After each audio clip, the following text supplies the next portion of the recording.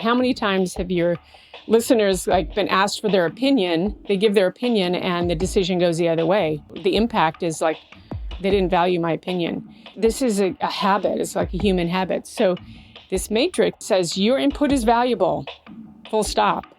It's such low-hanging fruit. Just to actually, you can paste it into an email and say, hey, everybody, we've identified a decision that needs to be made. Oh my God, people love the transparency. They love to know that they have a role.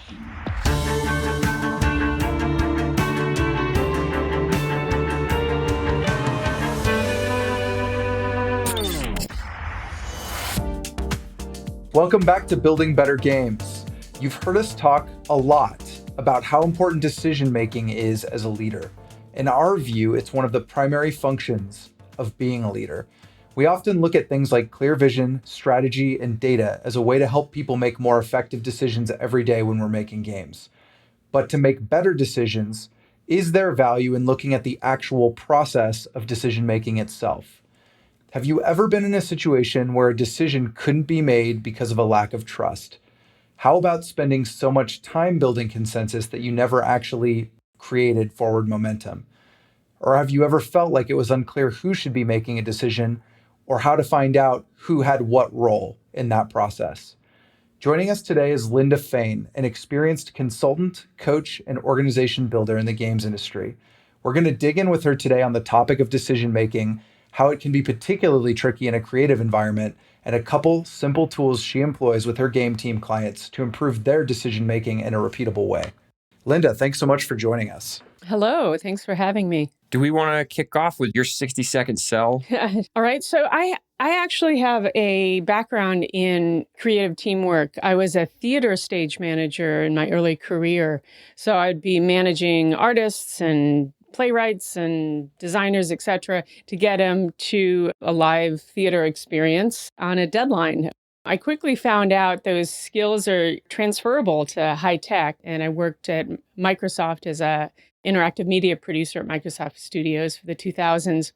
And I've always been fascinated with creative teamwork specifically, and also learning and development. I love helping people learn how to do things, learn skills, get empowered. As a project manager in high tech, I became an expert in agile methodologies and really like lower A agile, which is the mindsets of agility and adaptability. And it's useful for creative teamwork because of the dynamic nature of creative teamwork. So became an agile enterprise coach. And then I had a game studio knocking at my door saying, we want someone to help us transform our ways of working to agile ways of working. So that was my introduction to game development. I interviewed on a Tuesday, Thursday.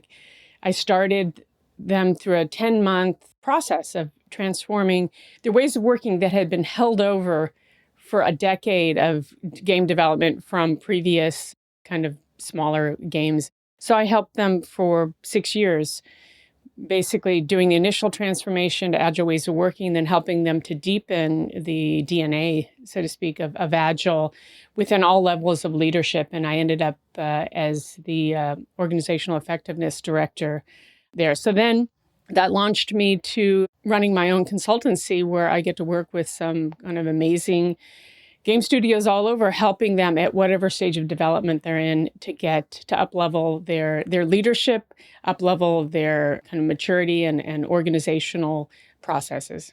I know you've mentioned the sort of the spectrum of decision-making. So what have you seen in the studios that you've worked with? And I mean, obviously, in part, your model is meant to get away from bad cases. Mm-hmm. But what are the kinds of pitfalls you've seen teams run into with decision making?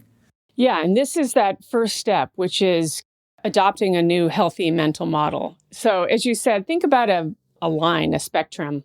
On the left side is what we call unilateral decision making. So this is the top-down, more dictatorial type. It's where a single leader makes a decision with no input from others. So they legitimately feel like they have all the information they need in order to make the decision. And that comes from, as you said, those more auteur game developer makers, that you have a lone leader, they make decisions, and everyone else's job is to follow those decisions. So, and I'm working with a game company right now that had years of this top-down decision making, and now they're trying to crawl their way to some other model. So that's where I'm helping them.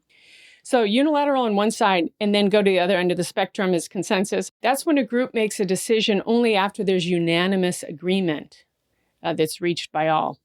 Now, just even saying that, we have this aversion, like we know game development is rapid, fast-paced, complex. There's no way you're going to get everybody into a room and make the decision that needs to be made. You can make high-quality decisions that way, you just can't make quick ones. So what happens is people have an aversion to that top-down unilateral. They run to the other side, consensus, it doesn't work, and then they end up maybe going back to the unilateral thinking that's the only thing to do. So same thing with consensus. It doesn't work for pretty obvious reasons. So what there is a mode that is the middle way. And in my opinion, this mode is the most effective for game development. And it's something that we do organically, but we can get so much more out of it by understanding the concept, enacting it intentionally. And that middle way decision-making is what's called consultative decision-making. So there's unilateral, consensus. Middle way is consultative decision-making. And when I describe it, you'll understand what this is. It's basically when a decision is made by a leader after input from group members. So this has a hierarchy. There is someone designated as the leader making the decision, but there is a process of whereby input is given to that leader by the relevant group members. So that's, we're not compromising crisp decision-making by having everybody pile on and say that they have to make the decision. We have a crisp decider and we have a robust set of kind of input group members. So that's consultative. That is the way forward because you can get speed and quality of decision-making. I'll give you the concrete tool that I use to help game studios actually develop and embed consultative decision-making into their everyday. Yeah, perfect. Walk us through the tool. So I put together the concept of consultative decision-making with a tool called the Rapid Decision-Making Matrix, or RAPID tool. And it was conceived of by the consulting firm Bain and Associates. So it's a famous consulting firm. It's called RAPID, RAPID decision-making tool. Completely open source, very easy. There's even an HBR article on it. So what I've done is I've started teaching this tool and having people embed consultative decision-making. So basically, what is the RAPID framework or RAPID tool? So RAPID is the acronym for the different roles. This is different than a RACI chart. So for those organizational geeks that know RACI chart, RACI or RASCI, depending on your flavor, tells people what their roles and responsibilities are, kind of static. They're static roles and responsibility. RAPID is assigned to specific cross-cutting decisions. So each major decision has a RAPID matrix. Okay. Mm-hmm. What's an example of a cross-cutting decision in game development? So the pretty typical one, and one that I just helped a team through, is should we delay the release of our game to shore up quality? Okay. Mm-hmm. Think about how many disciplines that touches and how it's not always clear who needs to make that decision. So in that type of decision, people need to see transparency. They need to see how the decision was made, who made it, why they made it, so that they can buy in. So this RAPID tool or this matrix is literally a table, just a table with 2 columns and 6 rows. The top one, I actually put what decision needs to be made. So the matrix would have at the top, what is the decision that needs to be made? Decision is, should we delay our release by 6 months in order to shore up quality? So then you have each of the roles. And the roles are, the first one is the decider. So it's the D. So there's only one decider. So who is the final say? Who has the final say on will you delay the release by 6 months in order to shore up quality? There's someone's name designated. Then there's the role called agreeer. And agreeer, think about them as veto power. They actually can veto whatever the recommendation is. In reality, what it means is the recommendation needs to be changed to incorporate their points of view. So the agreeer, you have one decider. Agreeer, you should have no more than three. Like it's 1 to 3 agreeers. These are people who have hard power to affect the recommended decision. Then this is the most important bucket. It's the inputters, and it's the I. And I actually call them expert inputters. I just got used to that. So expert inputters is where the majority of people fall that have something valuable to contribute to the decision, whether it's data, whether it's experience, whether they're the ones doing the work and they need to be bought in. So what you do is when you actually intentionally craft a process for this decision to be made, really lightweight. So you have your decider, you have your agreeers, you make sure you have the expert inputters that have that knowledge to make the best decision. And then the other two roles are a recommender, or I call it the driver. That's a person who's kind of project managing this decision. So they might be the one really passionate, like, oh God, we need a decision. Hello, everybody, we need a decision. Are we going to delay by 6 months in order to shore up quality? That person is the recommender, just one person. They're managing the process. And lastly, there's what the tool calls performer. And those are the individuals who actually execute the work. In game development, I don't worry too much about the performer role because it's pretty obvious. It's kind of based in the established hierarchy. But the most important thing is those three things: the decider, the 1 to 3 agreeers, and then the expert inputters. And what we do is this matrix, this table, creates amazing, crisp clarity. It's such low-hanging fruit. Just to actually, you can paste it into an email and say, hey, everybody, we've identified a decision that needs to be made. We've negotiated who's in what roles, and the driver will get to you, or the recommender will get to you with next steps. You have been designated an expert inputter, so we want to make sure we get your feedback. Oh my God, people love the transparency. They love to know that they have a role. The most important function it actually does kind of subtly is it tells the expert inputters that they have a role of input, but they're not necessarily the decider. Culturally, this is the most important kind of lever here is people in game development have confusion about giving input and then separately their input being actually implemented. Those are two different activities, as you know. So in order to be heard, people's input, they give input, you can say we've been heard. But that doesn't necessarily mean we will do what your input says. So what happens is people, if you distinguish those, you develop trust rather than breaking trust. I mean, how many times have your listeners been asked for their opinion, they give their opinion and the decision goes the other way? The impact is oh, well, they didn't value my opinion. This is a habit. It's like a human habit. So this matrix actually distinguishes, says your input is valuable, full stop.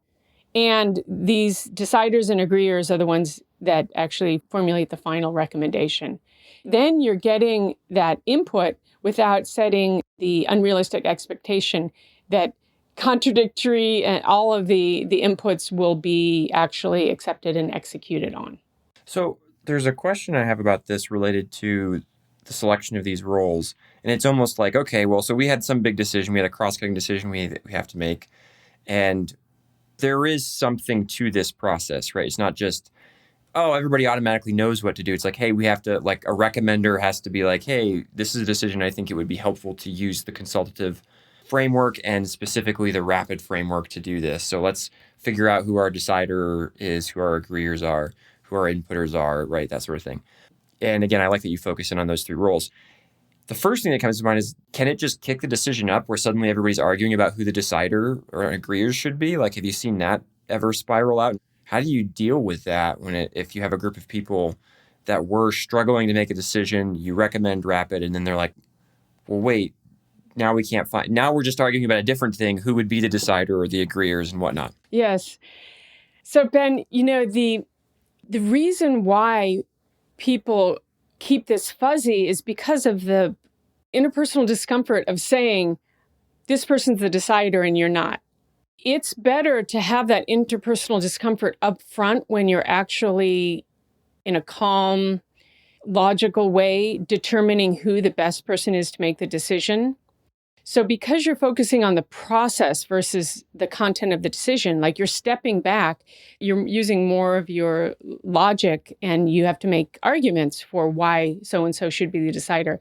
I can tell you that in my experience, I've found that people click into a really enlightened state of mind when when they're actually intentionally making a decision about who decides it.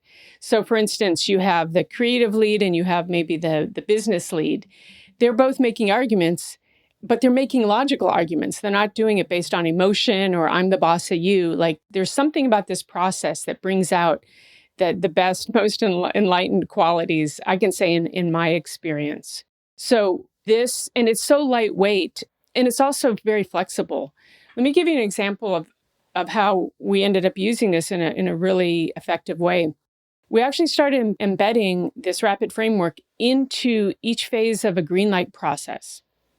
So the releases each went through a green light process, and that green light process had 3 phases. The first one was goal setting. The second was concepting. And the third one was feasibility. So like the decision is, should we green light this release? You don't just make one rapid for that. You do a rapid for the goal setting phase. And the decider would be the general manager. Like it's more the business lead figures out the goals. The concepting, the decider switched to the creative team. So it would be the game director was the final decider on the concepting phase. Then when we moved to feasibility, it became the executive producer that became the decider. So it flowed nicely. It made sense. It gave clarity at each phase who has the weighted, WEIGHTD, who has the weighted, what's called weighted believability. It's kind of a geeky term, but who has the weight in that decision. So there was the goal setting, concepting, and feasibility. And then the agreeers and inputters flowed from there in order to make the best decision about the concepting. So it became very collaborative and it made sense more than anything. My concern is this. What happens when you don't trust the decider? Like what happens when the team doesn't get along? And part of the reason they don't get along is because they feel that there's no higher vision that they're clear on, that they're accountable to. And so almost what they do is they default back to their sort of tactical opinions. And in fact, like I've seen teams with no clear decision-making frameworks make very expeditious decisions because they were so incredibly aligned on what goals they were trying to achieve collectively. But albeit rare, like super rare to the point where I think you probably need both. You want the alignment and you want the decision-making framework. But I'm curious, like, when you hear that, like, what comes up for you, Linda? Because I'm like, where does alignment play into all this? Because that's usually a big gaping hole we see in studios. Well, there's a couple layers to that. I can only tell you that trust is, and I work with teams in building trust. Trust has to be a part of everything. This tool doesn't solve for trust. And this is where we tend to want to pile on or laden really simple tools with a lot of stuff. This answers the question if there's confusion about who makes a decision. So like you wouldn't use this tool in that example you said where everyone's aligned and they made really, like, it's not needed. I haven't worked with those teams lately, but they're rare. Yeah. So I probably wouldn't. So it's really just fit for purpose. So I like to say there's 3 reasons not to use the rapid matrix. One is where there's no decision, there's no confusion about who should make the decision and who should be involved. So that's that example you said, like this tool solves confusion. If there's no confusion, don't add any layers of process onto it. That's not the purpose. The second one is if this decisions whose authority is already established through a functional hierarchy. For example, art discipline. There is specific kind of decisions based on art style, etc. That's in the realm of the art hierarchy, meaning the senior artist would make the decision for the junior artist, etc. You don't need the rapid tool for that. Like, it's an established hierarchy. Thirdly, the decisions already follow a clear path of precedence. So if, for instance, you're calibrating PvP weapons, you've got people complaining one's too powerful, and then you have a clear precedence. Well, then you kind of nerf one side of it, you balance it. Like, you don't need to go up to the hierarchy. You don't need to create a rapid matrix around should we balance these weapons, for instance. So those three things: if there's no confusion, if the authority is already within a hierarchy, or if there's precedence, you don't need the tool. I loved how you called that out. Like this, it doesn't solve all the problems of the world, but what it can do is when you do have one of these large cross-cutting decisions and you are struggling to understand different opinions are in the air and different people are saying different things. And it's like, wait a minute, coming all the way back to what you said at the start, is there a decision we need to make? And if so, who owns that decision? Who is accountable for that decision? I am left with the question about the nature of the agreeers. And in many ways, like when you described that, I almost thought of it like a team stakeholder. I'm curious about like if you've seen that, and is that, one of the things we used to say at Riot is consensus is we agree, alignment is we agree to do it. And is that sort of like, hey, if you're a decision maker and agreeer around a decision, this is the frame you need to take, right? We might not go just the way you want, or is it something else? Yeah.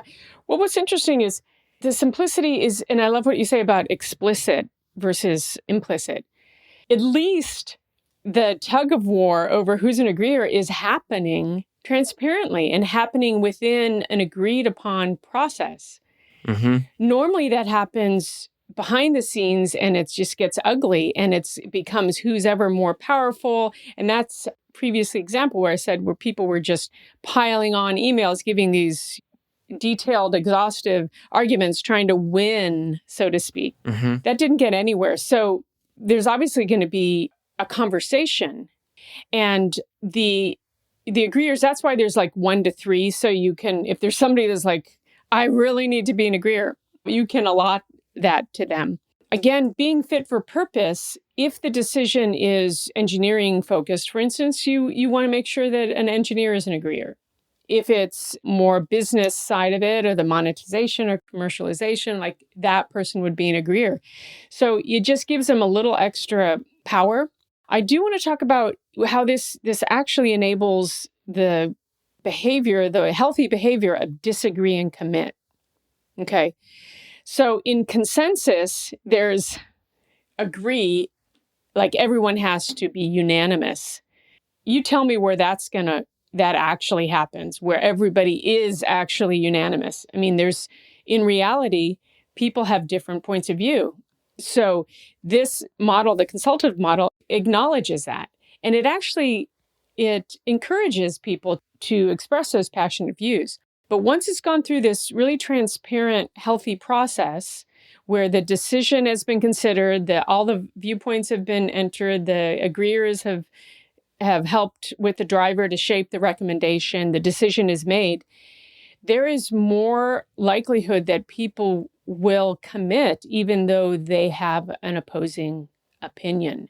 Because the process was transparent, the process was balanced. That's one of the benefits of applying the rapid framework, is that it balances power and getting the best possible decision made. So once people, and this is where trust is a wonderful side effect, I love that people are more likely to disagree and commit if they are bought into the process by which the decision was made. Right. I may disagree, but I understand how you got there. So I feel like I can trust you. Exactly. Yeah. And you've showed your work. All of the recommendation, the agreeers have contributed. There's diligence in showing why the decision was made. That helps to develop that muscle. And that's where trust, then it becomes really second nature. And then just goodness happens from there. But it starts with that being explicit. So even though you're disagreeing within a healthy, agreed upon framework. Now, we've talked about this at one point in the past, but I wanted to bring it up again. You mentioned, how long did it take to go from, I'm seeing decision making as a challenge. Okay, I think we need to move towards the consultative model.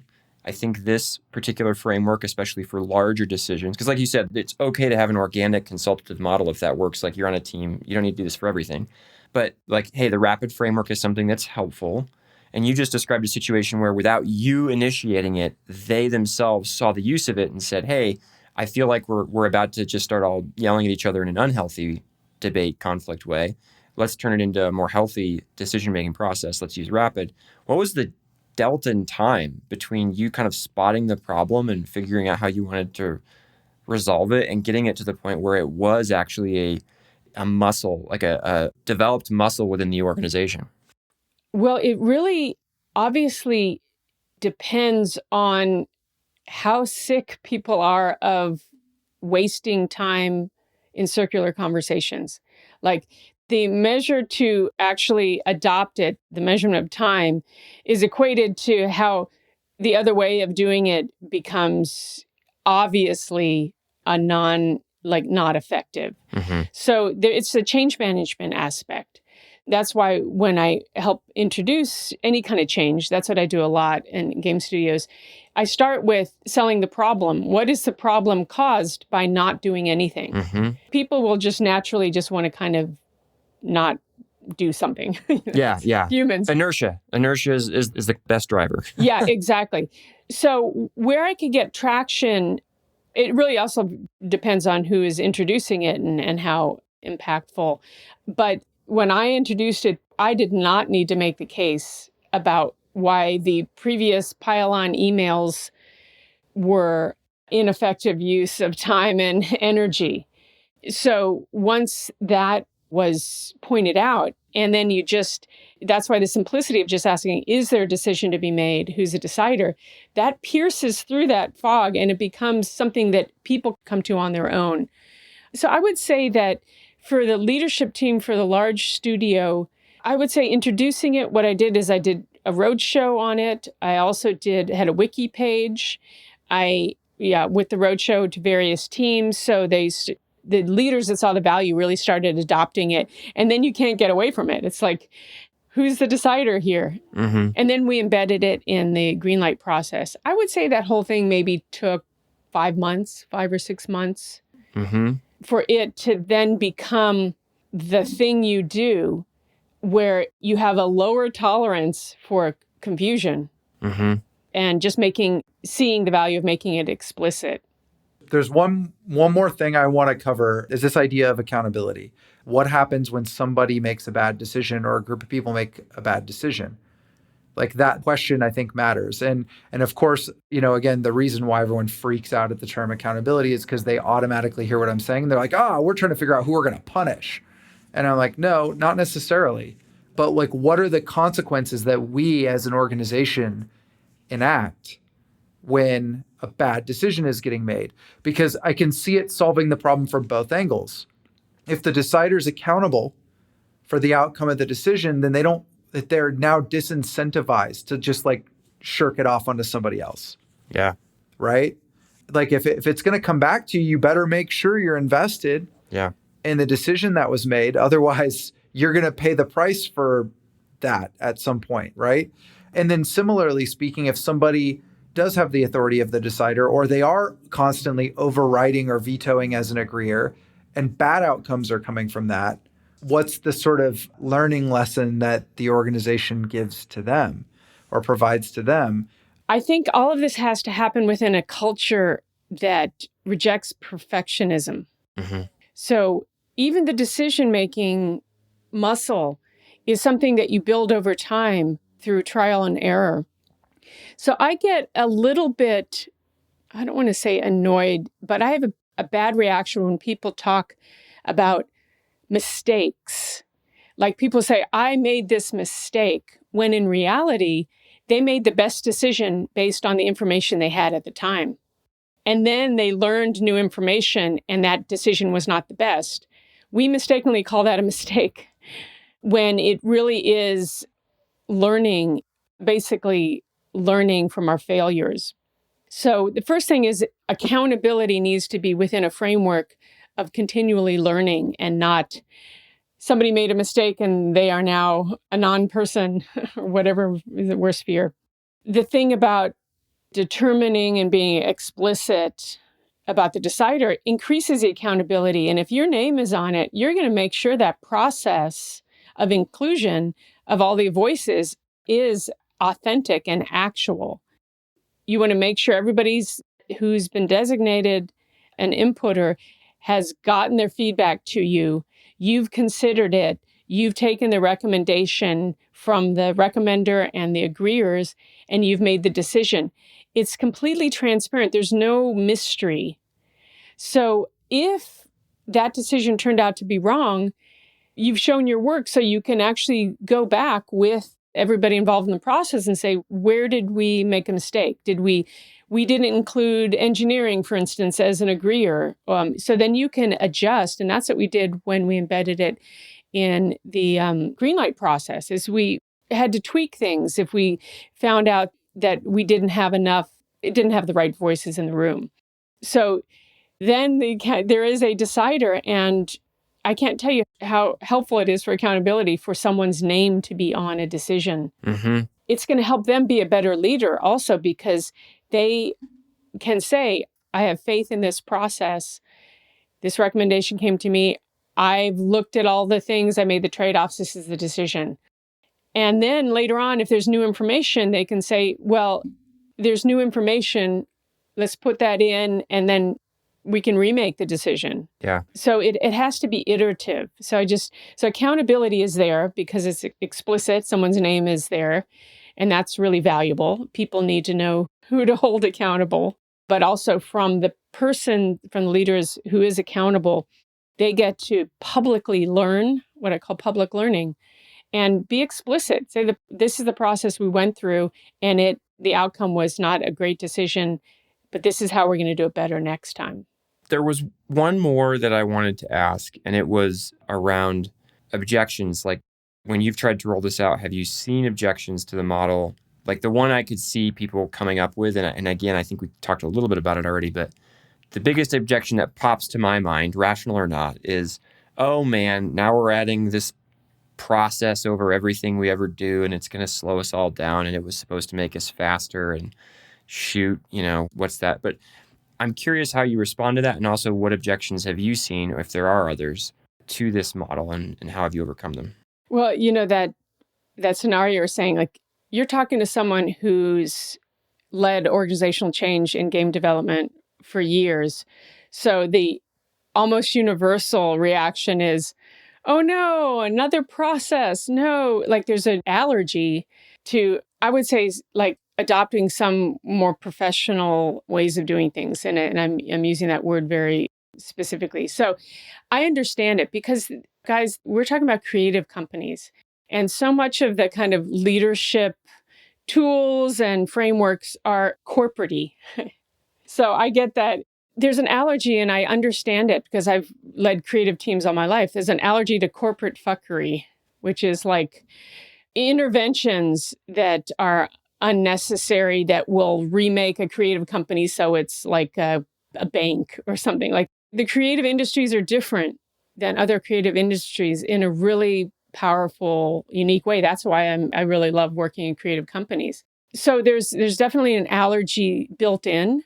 The way that any change agent needs to approach it is not tell people why this is a great tool, but get them so exhausted, or get them to see how exhausting it is to just try to do things the way they've always done it. Mm-hmm. If I'm not getting traction on something, sometimes I just step back and let them feel the pain of not doing it. And then when they come back, there's intrinsic motivation. So I never push anything. What I do is I listen, I understand how organically they work, and then try to add an expert nudge here and there that will work with that organic instinct that they have, but get maybe some more explicitness around it. And this fits into that.